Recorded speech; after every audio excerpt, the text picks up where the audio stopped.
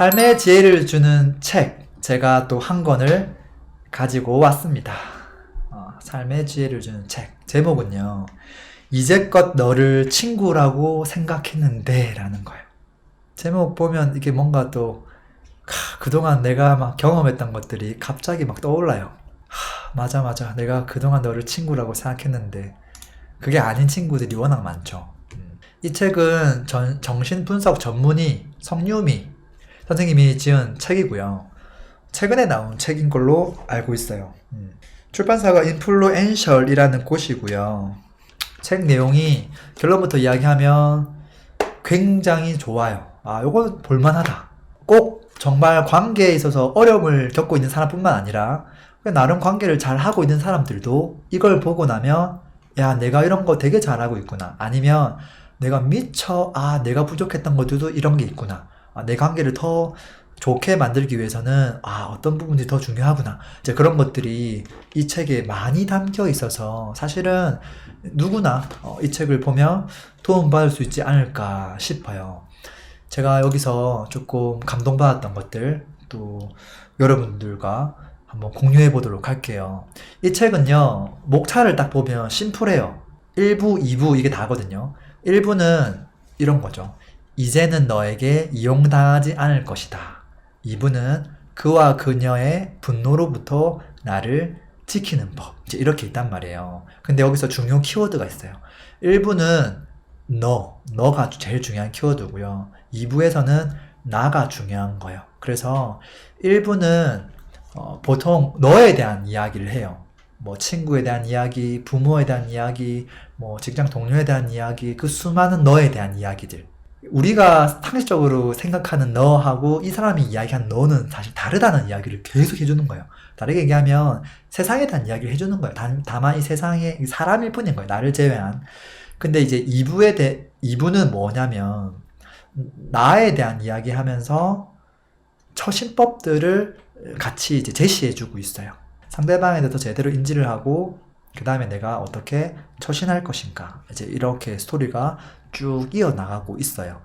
그리고 이 책 딱 한 장 펴자마자 어떤 대목이 나오냐면 참고 버티는 관계는 진짜 관계가 아닙니다. 사람으로 인해 더 이상 아프지 않기를, 사람으로 인해 이제는 웃을 수 있기를 바라며 여러분들에게 이 책을 선물합니다 라고 적혀 있어요.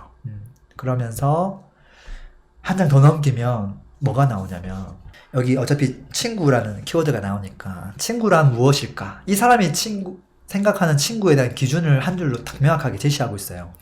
보통 10명이면 10명 다른 답을 내놓겠지만 나는 그저 기쁨과 슬픔을 함께 나눌 수 있는 사람이 친구라고 생각한다. 그 이상 그 이하도 아니다.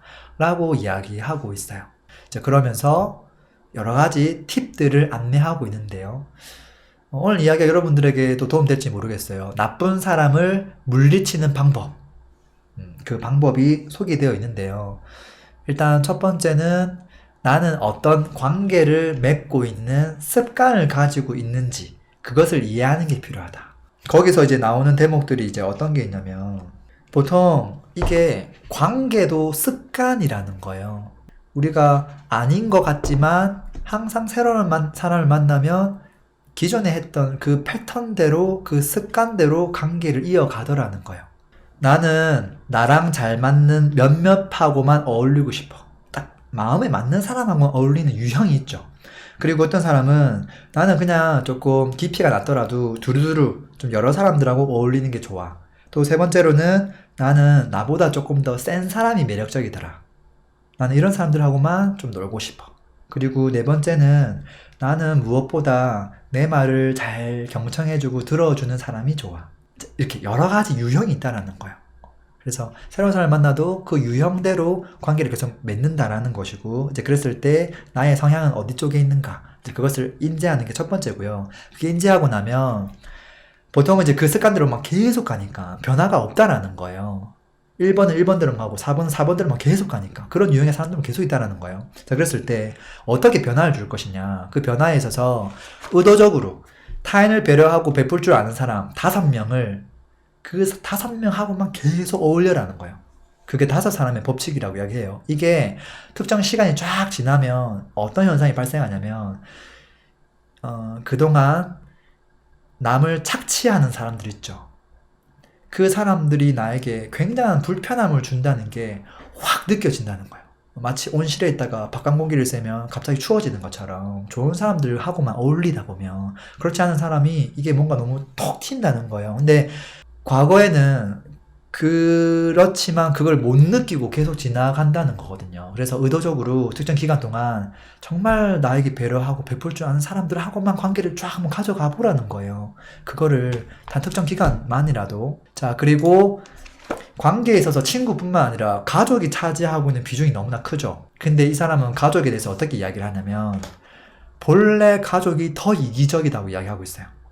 그리고 가족의 행복은 누군가의 희생을 먹고 자란다 라는 거예요. 이게 현실이라는 거예요. 그리고 가족이기 때문에 더 필요한 관계의 거리가 있다라는 거예요. 그러면서 어떤 비유를 하냐면 저 하늘에 있는 별이 겹쳐 있는 거 봤어요? 일정한 간격으로 떨어져 있잖아요. 별 하나하나마다 마음껏 빛나도록 별빛과 별빛 간에도 거리가 있어요. 가족 간에도 이런 거리둠, 구분 짓기가 중요해요 라는 거예요. 근데 이제 많은 독자들이 아이고 가족은 끊을 수가 없잖아요. 어떻게 해요? 가족인데 자꾸 그렇게 얘기하니까 이제 이런 이야기를 해줬다는 거거든요. 그리고 좀 더 나아가서 끊을 수가 없는 관계이기 때문에 수용하지 않아도 된다라고 이야기해줘요. 거절해도 된다라는 거예요. 거절이 핵심이다라고 이야기를 하고 있거든요. 근데 거절을 안 하면 좋아. 그러면 그거를 언제까지 안 할 거예요? 언제까지 어떤 범위까지 그것을 다 책임질 거예요? 라고 물으면 대답을 못 하더라는 거예요. 한두 번 자꾸 이런 부탁을 하지만 아이고 가족인데 어쩌겠어요. 해줘야죠. 그러면 언제까지 그걸 하시겠어요? 라고 물어보면 대답을 못 하더라는 거예요. 거리가 어느 정도는 필요하다. 그리고 도대체 가족이 뭔가요? 라고 묻는다면 이 저자는 이렇게 이야기하겠다라고 해요. 엄마는 엄마의 짐, 아빠는 아빠의 짐, 형제 자매는 그들의 짐, 그리고 나는 나의 짐을 메고 함께 길을 걸어가는 사이다. 라고 답하겠다. 라고 이야기했어요. 가족에 대한 정의를 내리고 기준을 스스로 만들어가면 조금 덜 힘들 수 있다라는 거예요. 그리고 이제 보통 또 친구 녀석이 나오는데요. 가까운 친구가 성공하면 마음이 어때요? 기분이 좋아요? 불편해요? 이 책에서는 꼬집어서 이야기하거든요. 마음이 불편하다고. 아무래도 질투가 나잖아요. 친구의 기쁨은 질투가 나고요. 또 나의 또 슬픔은 약점이 되기도 해요. 보통 사촌이 땅을 사면 배가 아프다. 뭐 이 말과 뭐 똑같은 말이긴 한데요. 문제가 되는 건 뭐냐면 이 파괴가 상대에 대한 질투로 끝나는 게 아니라는 거예요. 자기 자신에 대해서 아이고 너는 도대체 뭐 했냐라고 자꾸 지적질하고 이게 화살이 나에게 온다는 거예요. 그러니까 이건 완전 폭망하는 지름길인 거죠. 폭망하는. 그러니까 친구만 그냥 좀 미워하고 질투하면 될 것을 이게 나까지 막 자꾸 질책을 하니까 문제가 커진다라는 거예요. 그래서 부러워하는 마음 자체는 나쁜 게 아니래요. 오히려 좋은 거래요. 왜냐면 더 성장하고 싶다는 이야기이기도 하고요.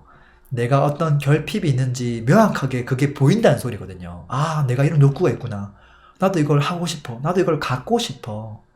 근데 문제는 그 감정을 다루는 그릇에 있다라는 거죠. 그 그릇에. 그리고 이제 곰곰이 생각해보면 말이죠. 우리가 30살 때까지는 정말 열심히 살아요. 뭔가를 위해서 질주해요. 특히나 커리어, 스펙, 좋은 학교, 그 다음에 또 좋은 배우자, 막 결혼, 좋은 직장, 이런 것들을 위해서 막 미치듯이 달려가거든요.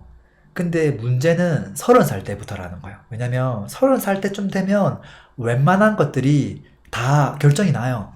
근데 사실 거기서부터 스타트거든요. 어떤 사람은 30살을 맞이하면 성장이 멈춰요. 그냥 그대로 쭉 가는 거죠. 그리고 어떤 사람은 그동안 쌓아 올린 것을 밑거름 삼아서 계속 성장하는 사람이 있어. 30살, 35, 45 됐는데 완전 다른 삶을 살고 있는 거죠. 자신하고 비교도 안 될 수준으로 말이죠. 그러면 이제 계속 그런 마음 들 거예요. 씨, 과거에는 내가 더 좋은 대학을 나왔는데, 내가 더 좋은 회사를 다녔는데, 내가 더 옛날에 더 잘 나갔는데, 이게 어째서 이런 걸까? 근데 부러움을 인정할 때 비로소 내가 원하는 게 보인다. 실제 내 모습이 이제 보인다라는 거죠. 그리고 그 부러움과 시기를 뛰어넘으려면 어떻게 해야 되냐면 그것을 바라보는 걸 멈추고요. 나만의 소우주를 만들래요. 여기서 소우주는 어떤 거냐면 오로지 내가 만들어가는 거. 별거 아닌 것 같지만 나만의 것. 나 요즘 이거 하고 있어. 이렇게 그냥 얘기할 수 있는 거.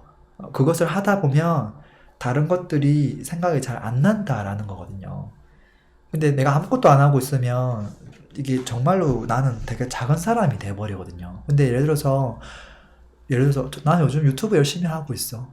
그게 뭐 구독자가 뭐 100명이어도 상관없어. 나 이제 시작했어. 나 열심히 하고 있어. 뭔가 내가 기댈 공간, 이거 오로지 나 혼자 스스로 다 하고 있는 거잖아요. 그게 있으면 엄청 성공한 사람이 있어도 나도 내 거 열심히 하고 있어. 이렇게 얘기하면서 비교를 좀 덜 하게 된다라는 거야. 나 요즘 글쓰기 정말 열심히 하고 있어. 나 요즘 뭐 하고 있어. 나 요즘 부동산 하고 있는데, 나 요즘 임장 다니고 있어. 나만의 뭐 레포트 만들고 있어. 나만의 경험 쌓고 있어. 너 그래 잘난 거 알겠어. 그럼 오케이. 나 할게. 이제 이렇게 된다라는 거거든요. 그 말고도 사실 여기에 너무 좋은 내용들이 많아요. 그리고 공감되는 내용도 많고요. 제가 지금 이 장표에 담은 것들은 일부분이에요. 아마 여기서 어떤 구절 하나마다 여러분들이 막 공감할 내용들 그런 것들 되게 많을 거예요. 뭐 가족 특히나 뭐 친구들 저도 이거 보면서 생각을 되게 많이 했어요. 생각보다. 그래서 나도 한편으로는 가족들에게 잘 못하는 것도 좀 있는 것 같고 항상 그런 죄책감을 가지고 있잖아요. 근데 그런 것들을 내가 어떻게 바라보면 좋을지, 내가 어떻게 하면 덜 상처받을 수 있는지 그런 것들을 많이 배울 수 있었어요. 그래서 여러분들도 혹시 시간 되시면 보셔요. 추천해주고 싶어요. 참 괜찮다. 정말 괜찮다. 우리 삶에 정말 도움된다. 라고 말씀드리고 싶어요. 자, 오늘도 제가 좋은 책 한 권 추천해 드렸고요. 또 다음번에도 더 좋은 책으로 추천해 드리도록 할게요.